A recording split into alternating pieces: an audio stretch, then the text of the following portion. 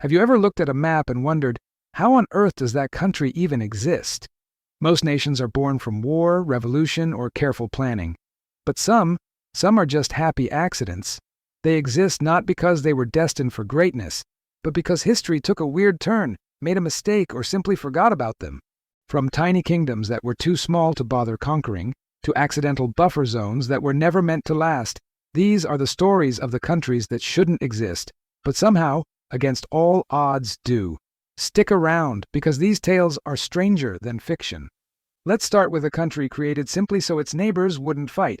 I'm talking about Belgium. Back in 1830, tensions were high between France and the newly formed Kingdom of the Netherlands. To prevent a full-blown war, the great powers of Europe came up with a clever solution: create a neutral state right between them. And so, Belgium was born. It wasn't meant to be a real, lasting country. It was just a buffer, a geopolitical cushion. But this accidental nation did more than just survive. It thrived, with its capital, Brussels, eventually becoming the de facto capital of the European Union. The irony, of course, is that its neutrality didn't save it from being a battleground in both world wars. But despite its rocky start and complex identity, Belgium stands today, a testament to the strange ways nations are formed. Next up, a country that owes its existence to a shortcut. Before 1903, if you looked at a map of South America, you wouldn't find Panama. It was just a northern province of Colombia. But the United States had a grand ambition: to build a canal connecting the Atlantic and Pacific Oceans, and that thin strip of land was the perfect spot. When Colombia was hesitant to grant the U.S. full control over the territory, Washington found another way. They supported a small group of Panamanian separatists, and in a remarkably quick and bloodless revolution, Panama declared its independence. The U.S. recognized the new nation almost immediately, and within days, they signed a treaty to build the Panama Canal. The entire reason for its birth was this massive engineering project. You have to ask, can a nation built purely for another country's convenience ever truly forge its own identity?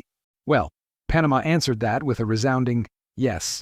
It has since taken full control of the canal and transformed itself into a major international trade and financial hub, proving that even the most engineered beginnings can lead to genuine nationhood. Imagine being stuck between two of the most powerful giants in history. That's the story of Mongolia.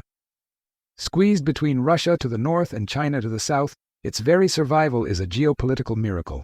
This is the land of Genghis Khan, the heart of what was once the largest contiguous land empire the world has ever seen. But after its golden age, Mongolia spent centuries under the thumb of its powerful neighbors, particularly China's Qing dynasty and later the Soviet Union. It seemed destined to be absorbed. Yet in 1990, as the Soviet Union crumbled, Mongolia took its chance and embraced democracy. So how did it survive? Its vast, unforgiving landscape provided a natural barrier, but more importantly, a fierce and unbreakable national identity, forged in the time of its great empire, kept the spirit of independence alive. It's a true story of resilience, a nation that went from ruling the world to almost being wiped off the map, only to re-emerge, proud and free. Now, let's shrink things down. Way down.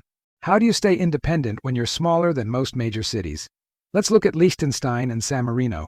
Tucked away in the mountains of Europe, these microstates have survived centuries of brutal wars, shifting empires, and political upheaval. San Marino, with a population of just 34,000, proudly claims to be the world's oldest surviving republic, founded all the way back in 301 AD. Liechtenstein, home to about 39,000 people, is a tiny principality nestled between Austria and Switzerland. How did they do it? A combination of clever diplomacy, a fierce commitment to neutrality, and frankly, being too small and insignificant for major powers to bother conquering. Napoleon, for instance, reportedly just forgot to include San Marino in his treaties. But don't mistake small for weak. In the modern era, they reinvented themselves. Liechtenstein, for example, transformed from a quiet agricultural state into one of the world's wealthiest countries per capita by becoming a global finance hub. These tiny nations are living proof that in the game of survival, size doesn't always matter.